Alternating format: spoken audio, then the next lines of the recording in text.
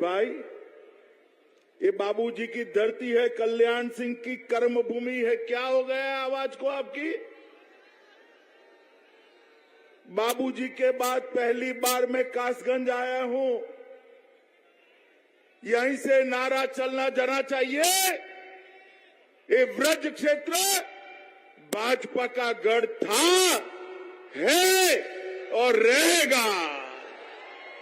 मेरे साथ दोनों हाथ उठाइए, उठाइए दोनों हाथ, विजय के संकल्प की मुट्ठी बींचिए और प्रचंड आवाज से बोलिए, भारत माता की, भारत माता की। मंच पर उपस्थित मेरे मित्र और उत्तर प्रदेश के उप मुख्यमंत्री भाई केशव प्रसाद मौर्य जी, आज जिनके निमंत्रण पर मैं आया हूं, आगे आइए राजू भैया, हमारे राजवीर सिंह जी, राजू भैया जी, केंद्रीय मंत्री श्री अर्जुन राम मेघवाल जी, श्री BL वर्मा जी, हमारी सांसद संघमित्रा मौर्य जी, हमारे सांसद धर्मेंद्र कश्यप जी, क्षेत्रीय अध्यक्ष माहेश्वरी जी, श्रीमती रत्नेश कश्यप जी, देवेंद्र राजपूत जी, ममतेश साक्य जी, वीरेंद्र सिंह जी, श्री KP सिंह जी, और आज इतनी बड़ी संख्या में उपस्थित, जहां पर भी नजर जाती है मुंड ही मुंड दिखाई पड़ते हैं। इतनी बड़ी संख्या में उपस्थित भारतीय जनता पार्टी के मालिक, ऐसे वज्र क्षेत्र के मेरे सभी भाइयों और बहनों को मेरा प्रणाम।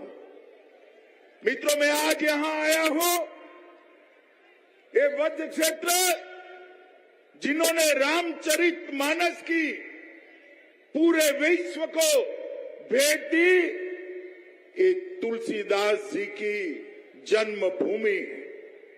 वराह अवतार असुरों के संहार के लिए विष्णु ने वराह अवतार का भी यहां पर ही लिया था। वीर क्रांतिकारी महावीर सिंह राठौर की ये भूमि को मैं बार बार प्रणाम करता हूं मित्रों, और मेरे जीवन में मैं भूल नहीं सकता, यहां पार्टी ने ढेर सारे मेरे बाबूजी के साथ फोटो लगाए हैं। बाबूजी अगर मेरा मार्गदर्शन न करते तो 14, 17 और 19 का विजय संभव ही नहीं था। ये कल्याण सिंह जी थे जिन्होंने पहली बार उत्तर प्रदेश के अंदर सुशासन की बात करी।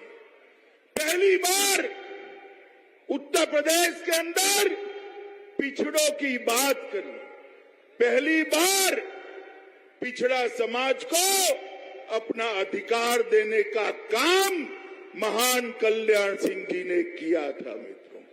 और जब मैं यहां आया हूं तब, आज बाबूजी हमारे बीच में नहीं है, मगर मैं यहां जो भीड़ देख रहा हूं, आते हुए रोड पर मैंने जो भीड़ देखी है, वो बताती है कि बाबूजी का स्मरण आप लोगों के मन में जस का तस पड़ा है, जस का तस पड़ा है।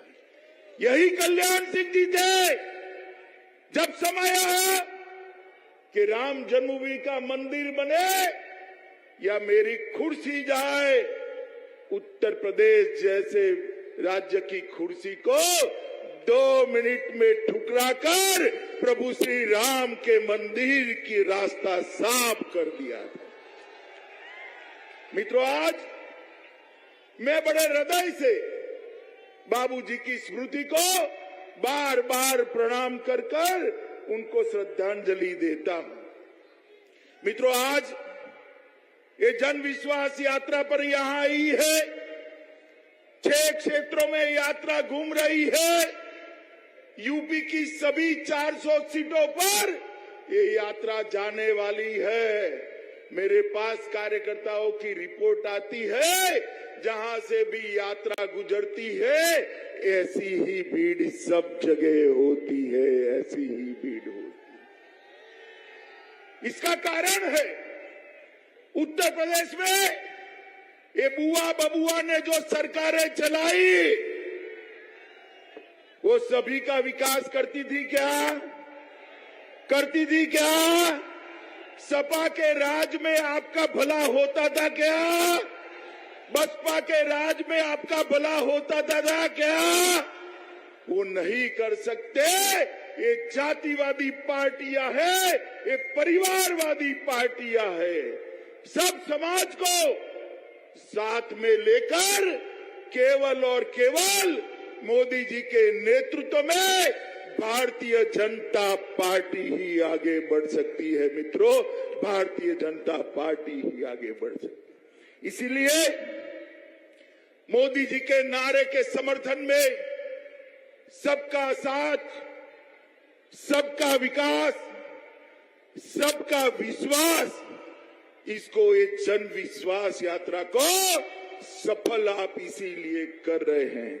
मित्रों, मैं आज इस रैली के जाकर ये सारे मीडिया के मित्र हैं उनके सामने कहने आया हूं कि इस बार भाजपा 300 पार। मेरे साथ बोले इस बार भाजपा, पीछे तक बोले इस बार भाजपा, इस बार भाजपा। मित्रों, ये बाउंड्री लगाने का मौका है। बाउंड्री लगाने से कोई भी अच्छा बैट्समैन गलती कर सकता है क्या? बताओ भाई, बताओ कर सकता है? मुझे बताओ 2014 में कौन जीता? जोर से बोलो, कौन जीता? 17 में कौन जीता? 19 में कौन जीता? और 22 में कौन जीतेगा? तो बाउंड्री लगेगी या नहीं लगेगी? चौका लगेगा या नहीं लगेगा? तो मेरे कासगंज के युवाओं को ये चौका लगाना है। मित्रों, मैं पहले यूपी का प्रभारी रह चुका। 13-14 में, अरे भैया आप लोग बैठ जाओ, जरा बैठ जाओ, कुछ नहीं होगा। ए हवलदार साहब, ओ हवलदार साहब, आप बैठ जाइए। मित्रों, 2014 में मैं यहां चुनाव का प्रभारी था और 2014 में मैं जहां पर भी जाता था एक ही बात आती थी, ये सपा के गुंडे परेशान कर रहे हैं। करते थे या नहीं करते थे? 17 में करते थे या नहीं करते थे? हर जिले में एक दादा होता था या नहीं होता था? होता था या दादा नहीं होता था? आज हनुमान दादा के अलावे कोई दादा कोई जिले में नहीं बचा है। कानून और व्यवस्था की परिस्थिति इतनी खराब हो गई थी कि लोग अपनी बच्चियों को स्कूल में, कॉलेज में भेजने से कतरा रहे। और 5 साल के अंदर ही योगी आदित्यनाथ के नेतृत्व में सारे गुंडे यूपी से पलायन कर गए हैं, पलायन कर गए। पहले लोगों का पलायन होता था, अब गुंडों का पलायन हुआ है। मित्रों, मैं आपको बताने आया हूं, ये यूपी की महान जनता ने ही मोदी जी को 14 और 19 में पूर्ण बहुमत दिया। मोदी जी की झोली कमल से आपने भर दी। भरी या नहीं भरी?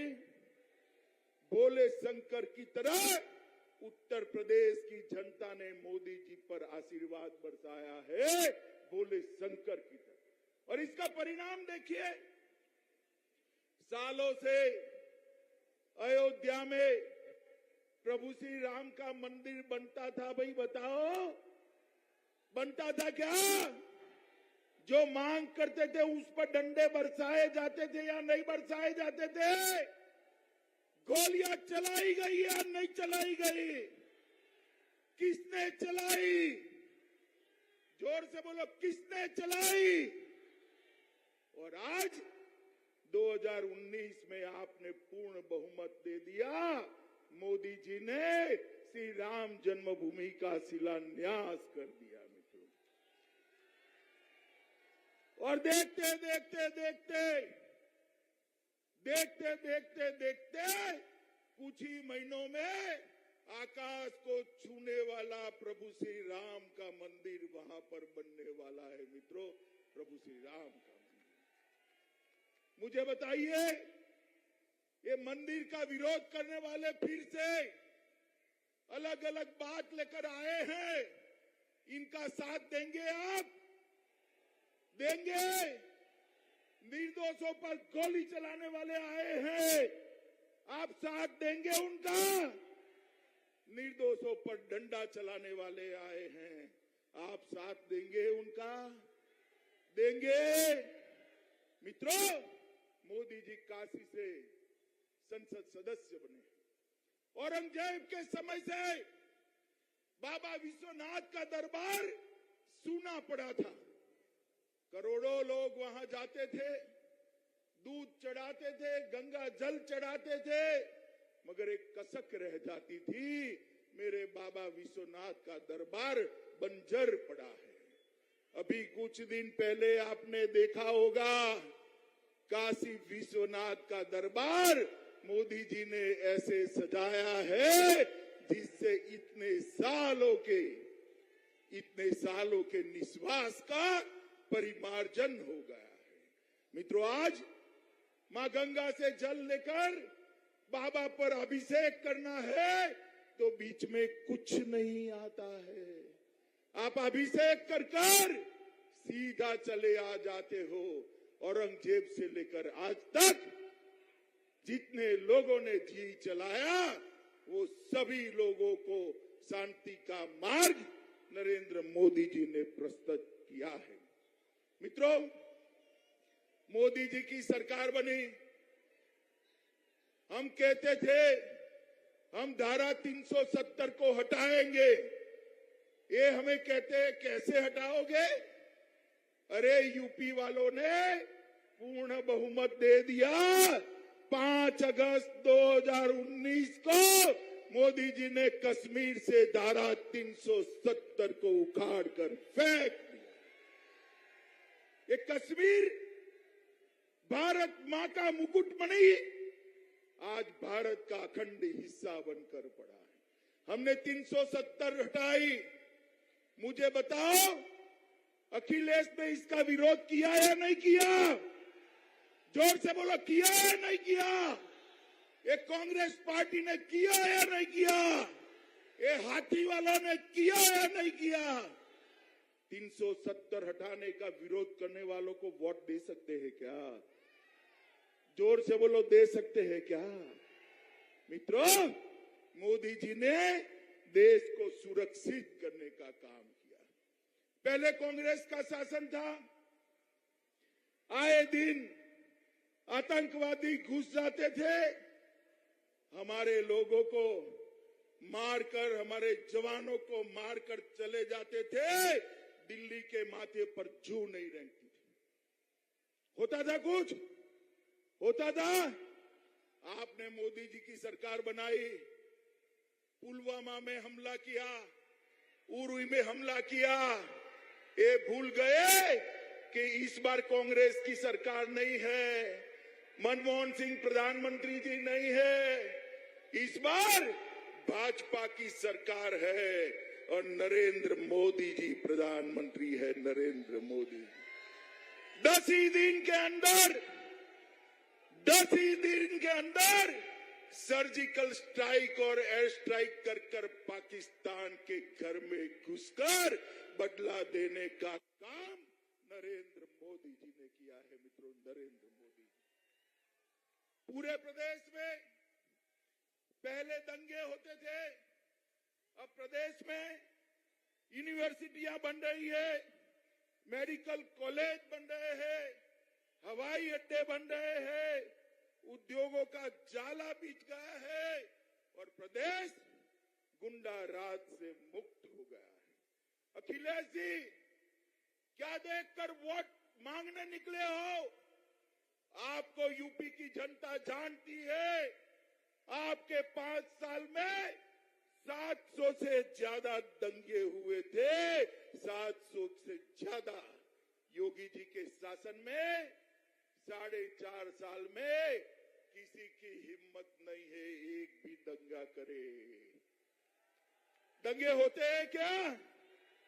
होते हैं क्या? मित्रों, डकैती के अंदर 70% की कटौती हुई है, लूट में 65% की कटौती हुई है, अपहरण और फिरौती में 50% की कटौती हुई है और बलात्कार में 65% की कटौती हुई है। माताओं और बहनों को सुरक्षा करने का काम भारतीय जनता पार्टी की सरकार ने किया। मित्रों, हमने कोरोना आया, मोदी जी ने सभी कोरोना ग्रस्त लोगों को बचाने के लिए 130 करोड़ को मुफ्त टीका लगाने का काम किया। आपका टीका लग गया है, नहीं लग गया है भाई? जोर से बोलो, लग गया है, नहीं लग गया है? कुछ देना पड़ा है क्या? कुछ देना पड़ा है क्या? और अब मोदी जी ने घोषित कर दिया 15 से 18 की आयु वाले युवाओं को भी टीका लगना है। 15 से 18 की आयु वाले। मित्रों, हमने, अरे भाई चिल्ला लेने दो उसको जरा, चिंता मत करो। मित्रों, हमने पूरे उत्तर प्रदेश में विकास का काम किया है। हर जिले में पहले एक बाहुबली हुआ करता था, अब हर जिले में एक उत्पाद है। पहले हर जिले में एक मिनी सीएम हुआ करता था, आज हर जिले में एक इंडस्ट्री लगी है। पहले हर जिले में एक स्कैम हुआ करता था, आज हर जिले में एक मेडिकल कॉलेज हुई है। मित्रों, 18 बड़ी बड़ी सिंचाई योजनाएं भारतीय जनता पार्टी ने शुरू की और 18 में से 17 योजनाओं को समाप्त करने का काम भारतीय जनता पार्टी ने किया है। मित्रों, इन्होंने 70 साल में सिर्फ 2 एक्सप्रेसवे बनाए। कितने बनाए? जोर से बोलिए। 17 साल में इन्होंने 2 एक्सप्रेसवे बनाए। कितने बनाए? और भारतीय जनता पार्टी ने 4.5 साल में 5 एक्सप्रेसवे बनाने का काम किया है। उन्होंने 17 साल में 12 मेडिकल कॉलेज बनाए। कितने बनाए? जोर से बोलिए, कितना बनाया? हमने 5 साल में 30 मेडिकल कॉलेज बनाने का काम ये भारतीय जनता पार्टी की सरकार ने किया। उनके समय में 17 साल में 1900 सीटें थी, आज 3800 सीटें हैं। कितनी है? तो विकास करना है तो कोई भी सपा या बसपा नहीं कर सकता। मित्रों, ये गन्ना का प्रदेश है। योगी जी ने 20 चीनी मिलों का आधुनिकीकरण और विस्तार किया है। गन्ना किसानों का 90% भुगतान किया है। 1,48,000 करोड़ रुपया, 1,48,000 करोड़ रुपया गन्ना किसानों का बकाया चुकाने का काम भारतीय जनता पार्टी की सरकार ने किया है। और चीनी के दाम भी ठीक मिल रहे हैं। और गरीब कल्याण के लिए हर गरीब को घर, हर गरीब को बिजली, हर घर में शौचालय, हर घर में पीने का पानी और हर गरीब को 5 लाख तक की स्वास्थ्य की सारी सुविधाएं देने का काम ये भारतीय जनता पार्टी की योगी सरकार ने किया है, देश के प्रधानमंत्री नरेंद्र मोदी जी ने किया है। मित्रों, अंत में मैं इतना ही कहना चाहता हूं, आज मैं कासगंज आया हूं। बाबूजी हमारे बीच में नहीं रहे, बाबूजी की स्मृति है। मैं आपको पूछना चाहता हूं, कासगंज वालों, मुझे बताइए 2022 में किसकी सरकार बनेगी? जोर से बोलिए, किसकी सरकार बनेगी?